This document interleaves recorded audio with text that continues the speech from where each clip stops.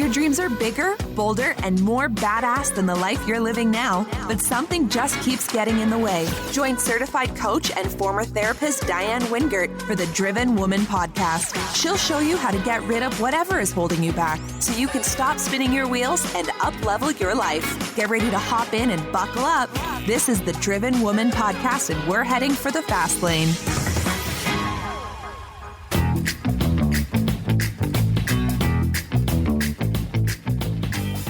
Well, hey there, Driven Woman, and welcome back.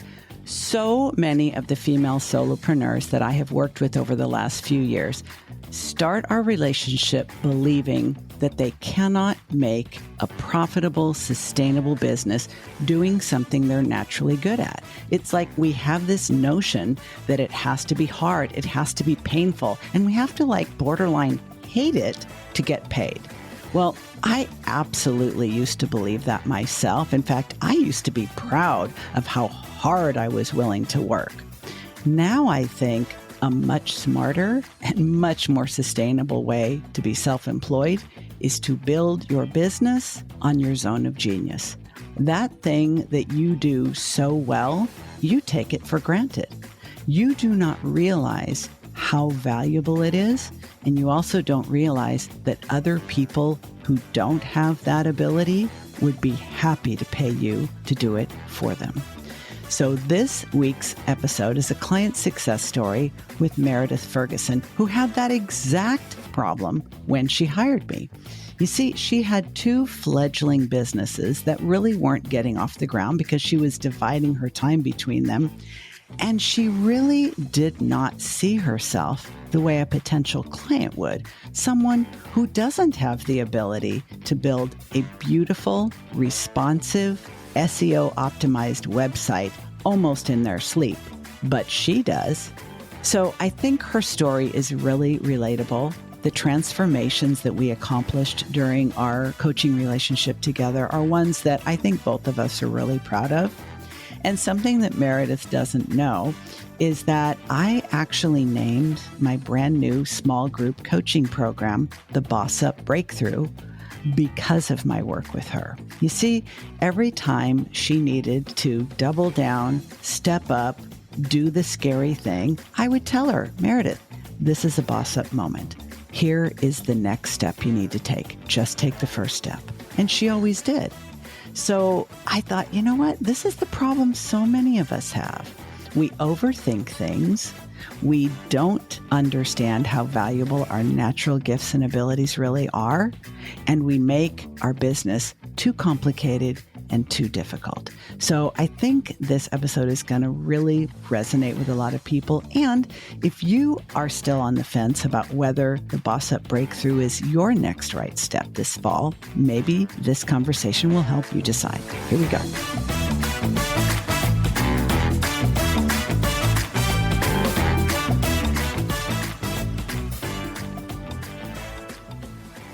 So do you remember when we first started working together, one of our initial challenges was that you had a business, your Pilates business, and you also wanted to have a website and graphic design business. And at that time, you were holding on to the idea that you could actually basically start and run both businesses at the same time. How did that go when I first told you? Well, yeah, it wasn't exactly. I think you were not very happy with me when I said, if you have an existing business that's already going okay, then you can start another one, but you can't really start two successfully at the same time. And yeah, that was a little bit of an adjustment in attitude, I think, from the very start, wouldn't you say? Yes, because I was so married to my Pilates business, and I was a little scared to go into the web design field, just because I didn't have an official certification behind me. So it felt like I was really giving something up, a part of me, because I really do enjoy teaching Pilates. I love seeing people change.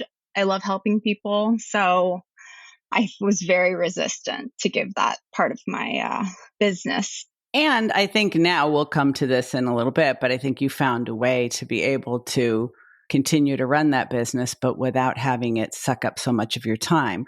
But there was no question that the confidence that you were not feeling about calling yourself a website designer and marketing yourself as a website designer, that was never going to happen if you didn't actually create and start marketing your website design business. Yes, you have a very big point there. And I was lucky at the beginning because I didn't have to. I was just getting like word of mouth referrals. And the Pilates was an extension of a client base that I had working for somebody else. So it was the next step for me was to pull those clients over into the Pilates business. Yeah, it's definitely hard. It's a hard sell to say you want to give up something that you enjoy so much. Well, and I think there's nothing wrong with continuing to do something that you enjoy because, as we talked about, even though it wasn't really a moneymaker, you enjoyed it. It fed your ego, we could say, because it made you feel good about yourself Yes, because it was something you were good at. And so you got confidence from it. But it wasn't a real business in terms of being profitable. So the idea was correct. It wasn't scalable at no, all. no, definitely not. And also, I think one of the things you were reluctant to give it up was that it made sure that you were exercising regularly because of the accountability piece. But I think in terms of your website design business, you do market your business. I think now that we are so heavily focused on everything being online, everything being through the internet, through social media, I think a lot of people forget that face to face marketing and local marketing and referral based marketing is still marketing. And I think that may have been one of your beliefs that we had to kind of adjust because I think you felt that I don't have an audience, I don't have a platform, I don't have people clamoring to work with me. So Correct. how can I give up this local business for that? But when we shifted our focus to, well, why don't we start with your existing local network? I think maybe that took a little bit of the fear factor out. Yes. And a lot of my clients actually have gone from one business to the other. I have quite a few marketing clients who have hired me to build their website and vice versa. So the Pilates community, as much as it is more of a hobby, I don't actually work out when I'm teaching, but I do get a lot of clients that way because it just comes up in conversation. I build websites and they say, "Oh, I need a website." And it's something that every Pilates instructor, small business owner needs this day and age. It's really critical. Which was why that became sort of the pivot for you. Because I think if you had continued to believe the only way I'm going to be able to create a web design and graphic design business is start from scratch, give up what I already have, what I already know, what I already love, and then create an online presence and an online platform and start selling to people online, I don't think you'd still be doing it. I think when you realized, Correct. hey, wait a minute, like I'm making this too hard, which we both know we have a tendency to Right. do. Of What course. if I just take the people I already know, the people who already know me, like me, trust me, and literally Right. Have that rapport. yeah, but I think it's something that people often don't realize is that you Hmm. already have a relationship with them. And oftentimes when people are willing to buy one thing from you, they're willing to buy another thing from you. Yes. I also think that our time together really helped me find my zone of genius, which I feel like when I did the exercise with you, I was totally off base. I was like, I like to go running with the dogs and the trails. And you're like, this is not what I'm looking for um, whatsoever. But I think through more client experience, strangers, getting my processes down and understanding how to more streamline my business processes on both sides of my businesses, I was able to understand how my superpower is my visual acumen, I would like to say, Hmm. that I utilize in both Pilates and in web design. So it's not, I feel like it's not something you could train into me. I feel like I'm a very creative person. I take nice pictures. I have an eye for color and themes and the way to arrange interior design and websites. And even I apply it to body asymmetries. I can see those little tiny movements where people are off just a hair. And same thing with a website. I use my eyes to say, what's wrong with this website? How can I make this website better? How can I make it easier to navigate? How can I make it prettier and dynamic? I just did an email campaign, the wow factor. I mean, it's a website should wow you. If it doesn't wow you or if it doesn't load correctly, you're going somewhere else, period. And I feel like you helped me realize how that natural ability that I have can be utilized in both parts of my businesses. That makes me so happy to hear, Meredith, because the reality is the whole point of focusing on, I mean, two of the big things that I focus on with every one of my clients, it's part of my framework, is knowing what your values are. And, you know, pretty much every coach, every life coach, every spiritual coach, a lot of business coaches do a values exercise. The reason why I do it is because most of the people I work with, including you, have shiny object syndrome. So as soon as the novelty, as soon as the newness, as soon as the sparkle and glitter wears off, then it becomes more challenging for us to stay with it. If we don't know why we're doing it, kind of like what our bigger why is, we're absolutely going to drift off into something else and something else and something else. We both have a long history of doing that. But when it comes to the zone of genius exercise, there's two reasons for that. And I don't even know if I ever really explained it to you, but understanding that there is something that you do naturally so much better than the average person that even if you tried to teach them, they would never do it as well as you. And everybody has that zone of genius. If you can build a business around your zone of genius, it'll be more easy. It'll be more scalable. It'll be more fun. But the hard part about that, and this, I want you to comment on this. I think the hard part about that is we tend to devalue the things that we do naturally well because we assume everybody can do it. It's easy for us. So it's if it's easy for us, it's easy for everybody. And if that's true, it doesn't have value. I would love it if you would talk about that part of our work, because I thought that was really, really pivotal for you. Yes, I think so. I think the exact time I realized that I was over delivering and that I had serious boundary issues, which I'm sure we're going to go into, was when I was doing a logo design for a family member and they were paying me. I at least got that part down. And I think I sent you the link and there was over 50 designs and I just cranked it out in an hour. And they weren't all stellar, but they were all good. And you were like, whoa. And that's happened to me over and over again as far as logo design. I can't tell you why I have the visual ability that I do, that I can say this looks good or that doesn't look good. But I do have that. That's a huge strength for me. And I think that was like the pivotal point where you were like, you can't give people 50 different options. Like, first of all, whoa. Second of all, it's just these are all great. Like, what are they supposed to do? And try to like really value my time and understand that I could give them 3 options and they'd be good. So I've actually since put a clause in for my branding that I will do 3 revisions, not 103. Yeah, baby. That's what we're talking about. Right. It was an hour that all great designs, but it was like funny little, quirks that they were requesting to get changed. And at the end of the day, to be honest, they didn't pick any of them. They picked one that I had done way, way, way back because we've actually circled back. And I was like, oh, okay. Like, this makes me feel like a little better and also kind of stupid for spending this much time and energy on it. So yeah, I think that was one of the most pivotal points when you actually told me, because I love working with you because you were direct. I didn't want to be coddled.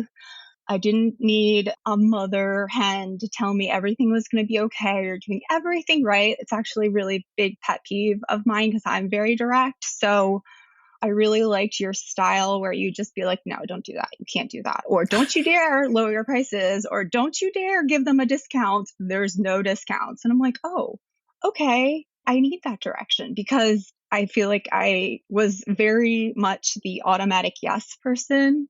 They'd be like, oh, can you do a little this for me? I'd be like, oh, yeah, sure. And then 2 hours later, and 75 revisions and 3 days of my time and energy and stress goes into what was supposed to be like, yeah, just sure, it's fine. So I have kind of learned to like pause and also the screening Mm-mm. process that we added to my prospecting has been really critical because I don't want to get to that point where I'm like, oh, I really want to work with you, but you don't want to pay me. So Because that's not work. That's yes, it's charity. volunteering.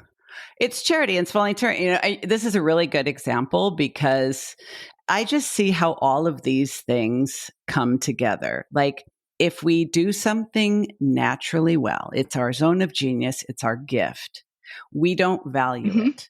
And if we don't value Correct. it, we don't know how to get paid for it. So other people Correct. value it. Other people see that they don't know how to do it, and they certainly don't know how to do it to that degree and that quickly. So a lot of people ask, and they ask for free, or they ask, everybody was getting the friends and family discount from you. A lot of people were Or a bartering with barter. you, a lot of Yes. bartering. And the more we continue with that, the less we actually see ourselves as having what it takes to be a business owner. So some of the most rewarding work for me that we did together was the boundaries work, the values versus worth work, the Yes. having difficult conversations work, and the stepping away from the discounts and well, if it only takes me a minute, I'll just go ahead and do it. I love that you've installed that pause button we talked about because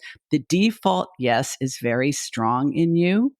And all that does Yes. is feed imposter syndrome because if you've been giving it away for God knows how long and then you want to charge for it, that just feels somehow bad or wrong or like something's going to happen Right. to you. And you had to get Right. through And all I that. think that's how my business started. I mean, I was basically doing I pointed out a need, a weakness in a friend's business, and I offered to help.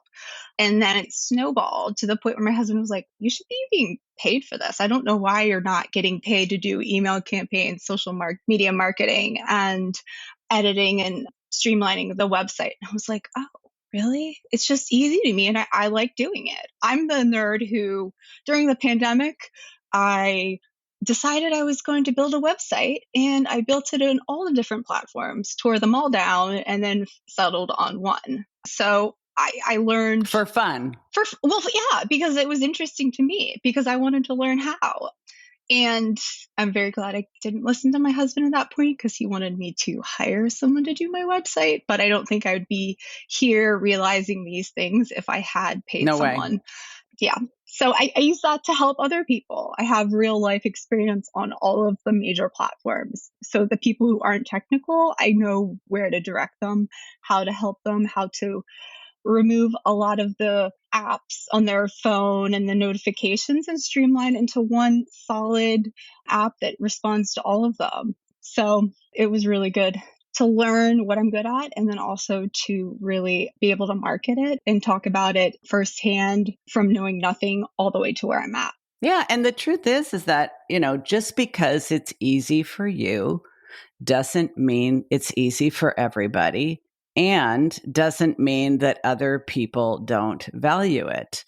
I also think it's funny. You and I both have the same kind of eye. Like when I look at a piece of written work, any text work, I immediately see the typos. I immediately see the bad grammar. I immediately see that when someone's switching from present to past or third party to first party.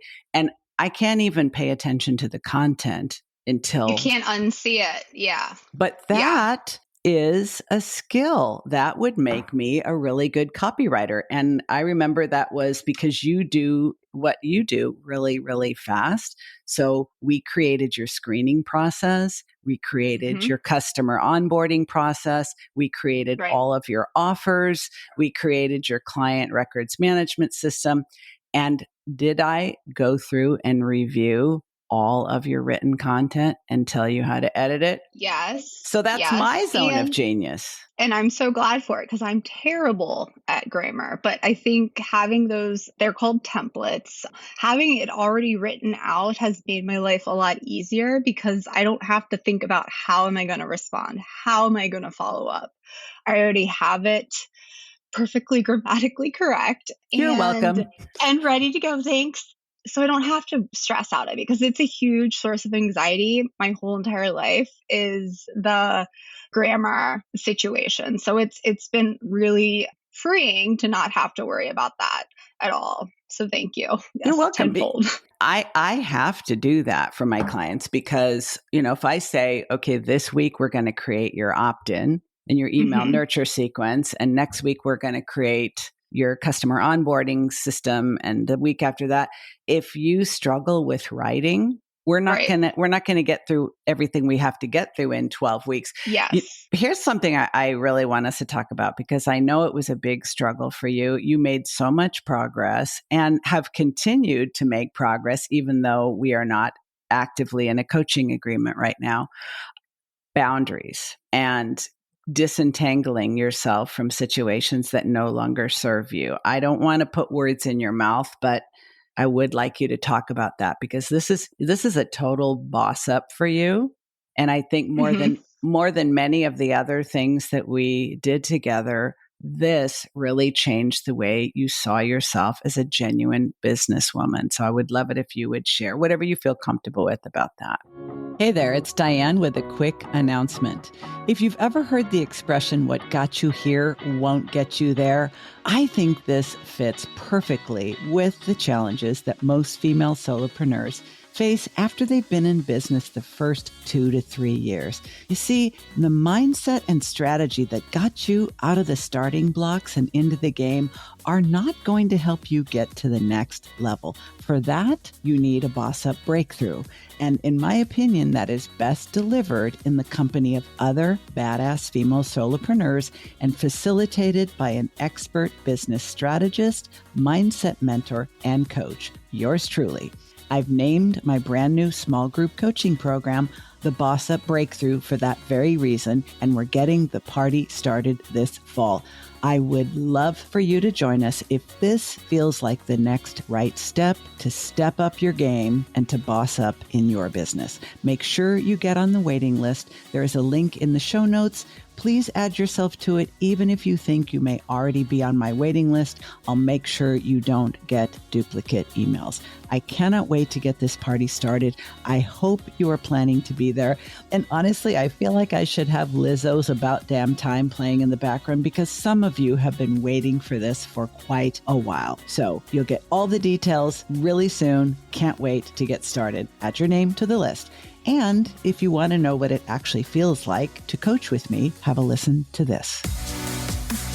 I appreciate you so much, Diane. I think that what you're doing in the world and putting out there is just so unique and so valuable. And I'm just glad that the circumstances happened to align, that I came across your name. And it was at a time when I thought this will work. This is something I could use. And it's just been transformational. It's been wonderful.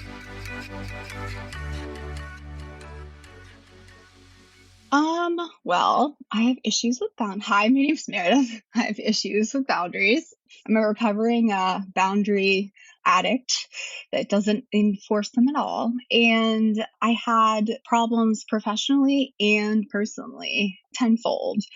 And I think understanding my part in the relationship and also your guidance on how to politely and courteously remove myself and or enforce my boundaries in different situations really has helped me get ahead in my life personally and professionally.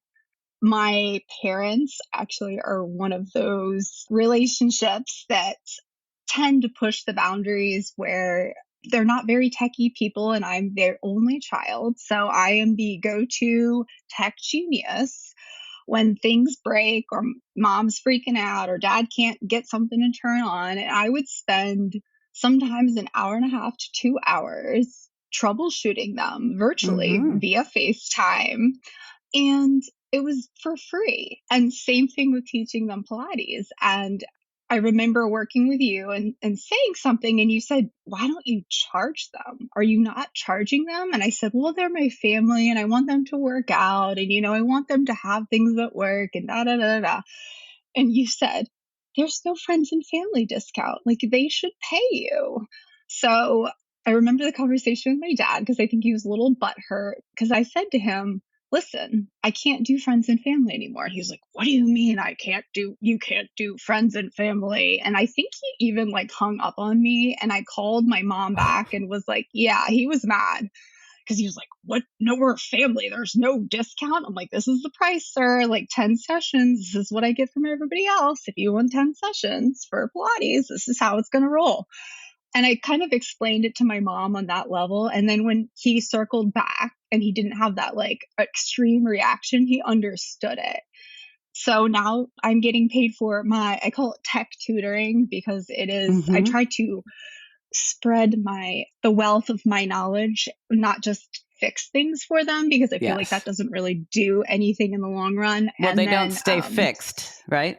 Right. Or they don't have, my mom is that person who, instead of trying to fix it, she would just call you. Me.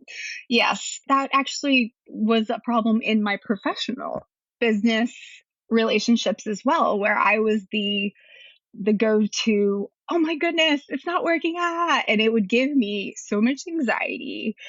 I would drop everything and try to troubleshoot it, fix it, calm people down, come to the rescue. But again, I wasn't getting paid for the time.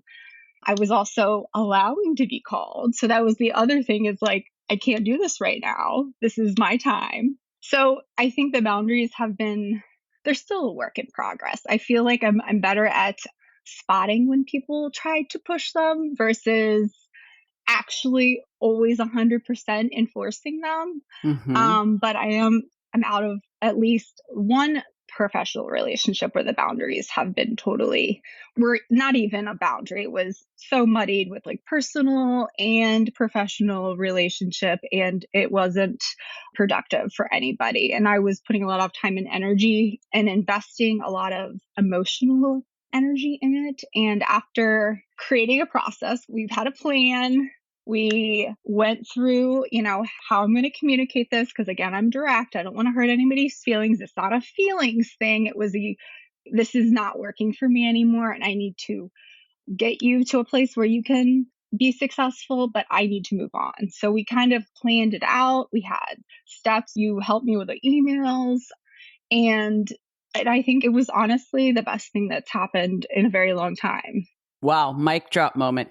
I think what you're specifically referring to is you becoming aware that, first of all, when people take advantage of you, Meredith, you have a part in that. You're playing a role in that dynamic. You're not a victim of other people being needy and greedy. I have to insert myself and say no. And that's I think that was a very pivotal moment in our work together, because I feel like I've always heard you teach people how to treat you, but I never really got it. And this, I feel like that is boundaries 101. You teach people if you don't set your boundaries, then people don't know where they are. So then when they step over those and you don't do anything, they keep moving. I mean, then they become nothing. And I think that's the problem I had specifically.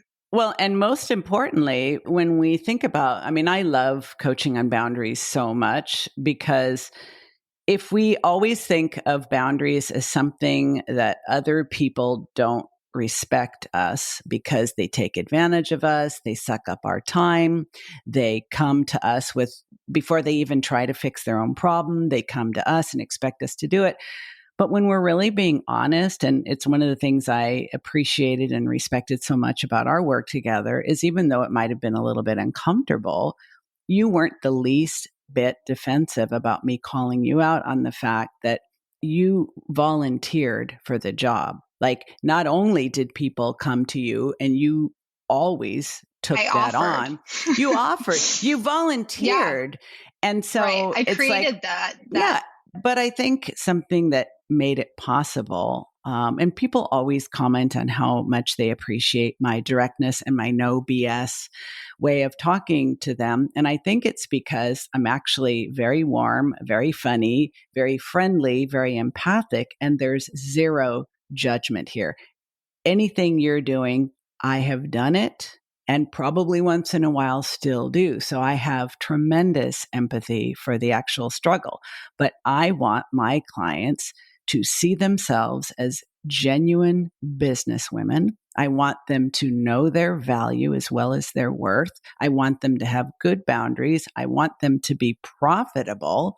And most of all, I want them to know what they're really good at and feel super confident in that. So if somebody says you're too much or no thanks, they don't go down the shame spiral and feel so much rejection sensitivity. I think that was one of the things you were having trouble with, not wanting to put yourself out there, not wanting to market yourself because you were anticipating the sting of rejection. Let's talk about that for a minute and how you've progressed in terms of anticipating rejection and dealing with it when it actually happens. So I feel like I still shy away from it. It's not my strong suit to put myself out there and market my own business, which sounds really silly as a marketing or web designer that I'm terrible at doing it for myself. But I am Actually, not at all. working. It's very typical. I'm working on it.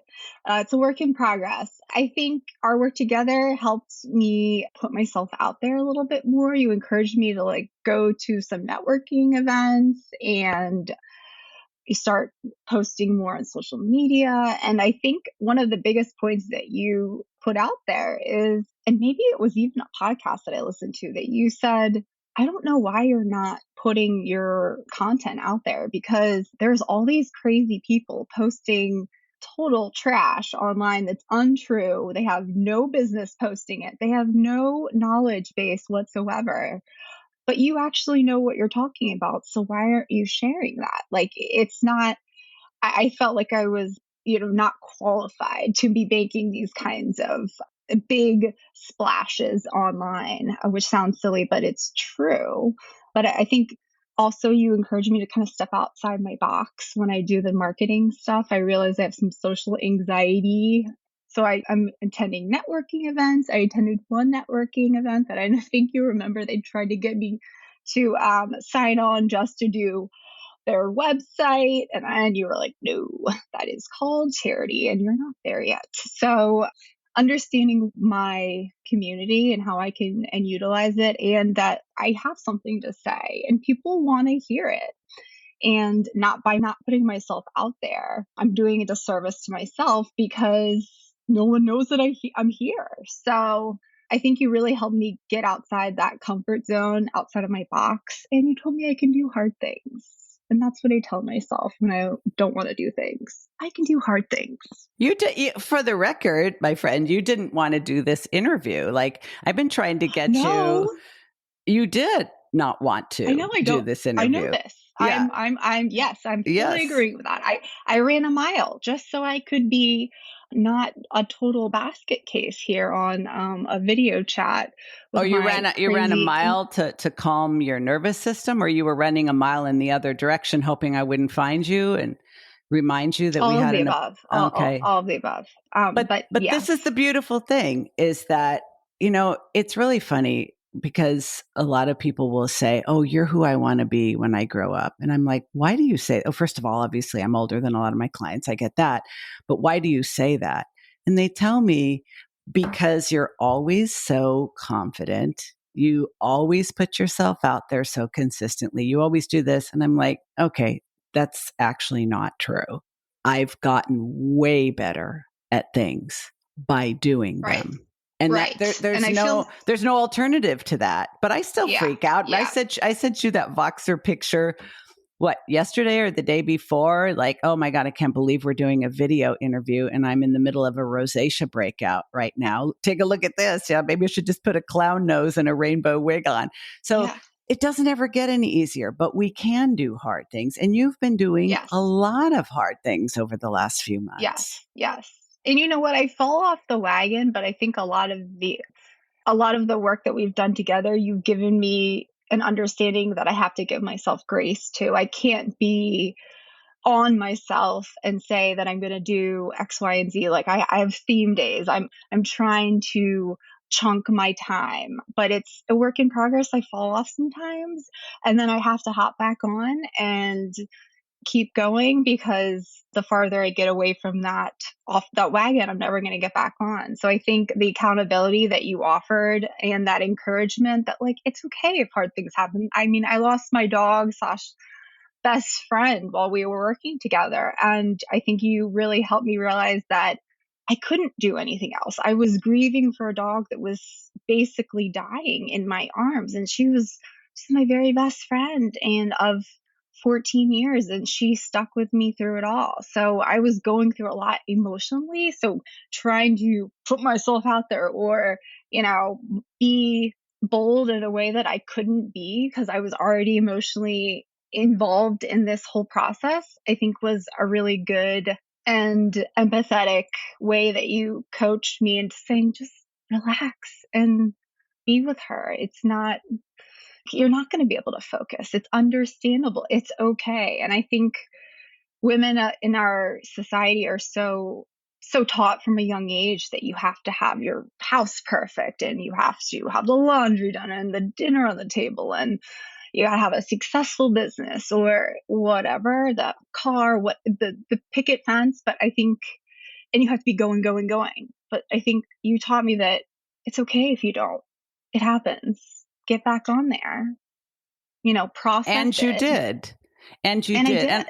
And I think it's, I really, really appreciate the feedback. And I think, Meredith, what I see oftentimes when I compare myself to other business coaches and I hear experiences my clients have had working with other people, I think it's the genius of my therapy background coupled with my business acumen and the fact that I have run several successful businesses, started businesses with a couple of husbands, actually a couple of my own husbands, not at the same time, but that's probably good. Yes. I'm pretty sure it's still illegal, but although there's a very popular Netflix series about this right now, we won't talk about it. Anyway, okay. I think what I strive for, and what you're basically reflecting back for me is that as I'm guiding you through the process of either launching, growing, or streamlining your business, I'm navigating the three things that you need,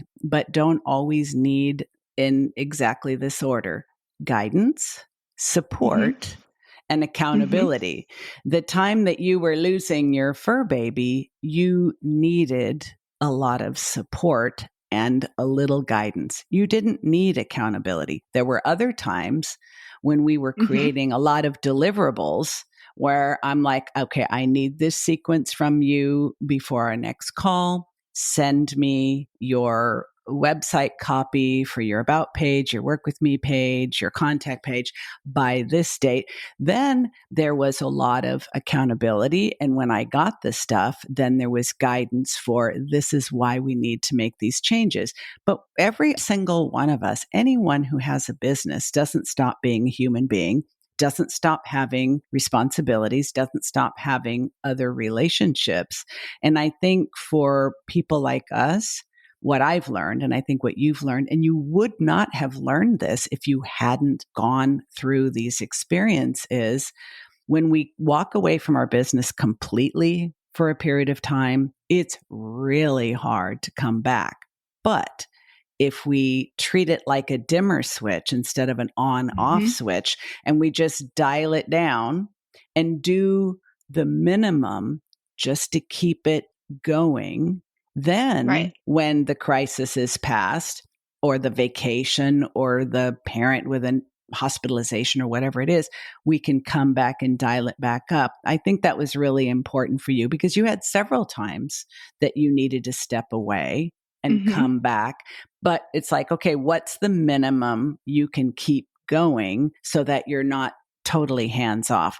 That's when you can literally stop having a business and never go back. Because I see this happen with people. If you go all the way down to zero, it's really hard to start again. We treat it like something in the past, and then we just want to start something new. Right. And I feel like you helped me create those processes and those systems that I didn't have to worry about stepping away. There was those checks and balances. If someone contacted me, they would be sent an email, they would have the information. We already had all of that stuff basically knocked out and connected. So I didn't have to keep managing it when I really couldn't, and I could step in when I needed to and step away and go back to that automation when I needed to rely on it. So that was really, really good.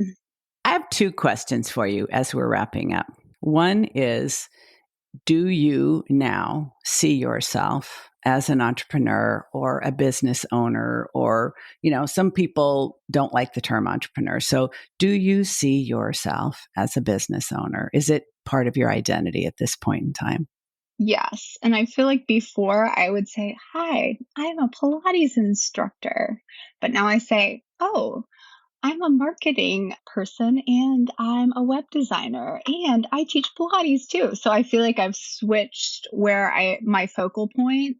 So when people ask me, I say I design websites, not I teach Pilates, which I think is a big mindset shift for me to make. And even the short time that we work together. Yes, this is exactly what I was hoping to hear. You've really stepped into it and owned it. And the more you do it, the easier it'll get. The more you repeat that, the easier it'll get. Correct. And it eventually just becomes, first nature, not even second nature. So last question is, somebody once gave me this feedback, this advice, and I think it's especially true for neurodivergent, highly creative, gifted entrepreneurs. The hard part is not starting something. The hard part is sustaining it. All you need to be successful in business is to learn to tolerate the monotony of success.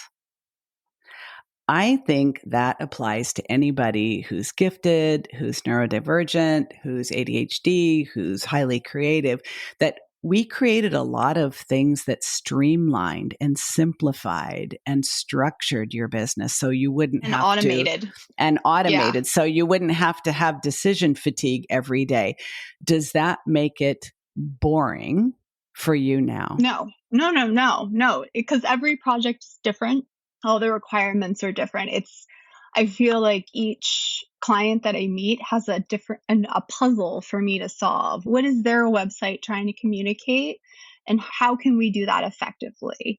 So each project excites me. I love creating websites and helping people. I love teaching people how to use them. I love hearing the feedback of how it's helped grow their business. But I think each person that comes to me has a different quote unquote problem or issue with their website that they want me to tackle. And I enjoy finding that solution for them. So no, I'm not bored with it. Yay.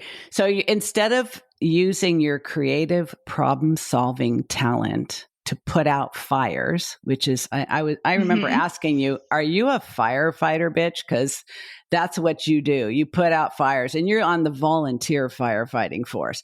But now you've simplified.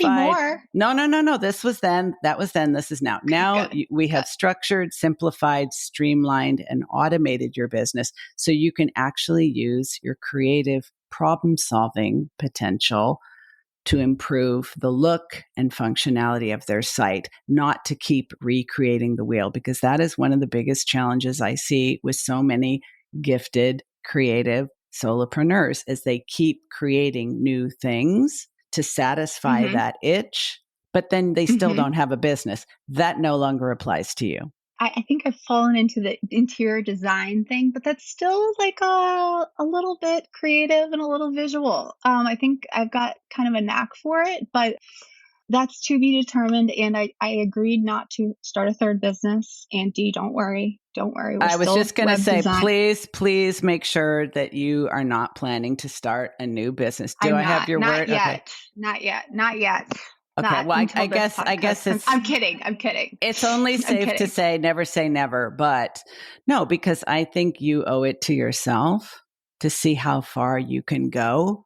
And you will never know that if you hop on the next bandwagon. So decorate your own house, but promise me, as we say goodbye, promise me if you do anyone else's home or office design, there will be an invoice attached. Oh, hell yeah. You know what? And I know a great web designer for the website. Boom. Yeah. Mic drop.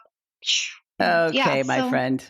Yeah. Excellent. We'll see. Excellent. Okay. Well, we are still in touch on Voxer, and we will continue to send each other silly gifts. And I will make sure that the show notes include your website, your opt-in, your Instagram handle, and all the other good things so people can connect with you and maybe even hire you. Yes, I have a promo code for people who want to hire me to build their website. The promo code is DRIVEN. It saves 25% on all web design. Ooh, yeah. Get a brand new spanking website and I'll teach you how to use it. Dang, I didn't even know that was coming.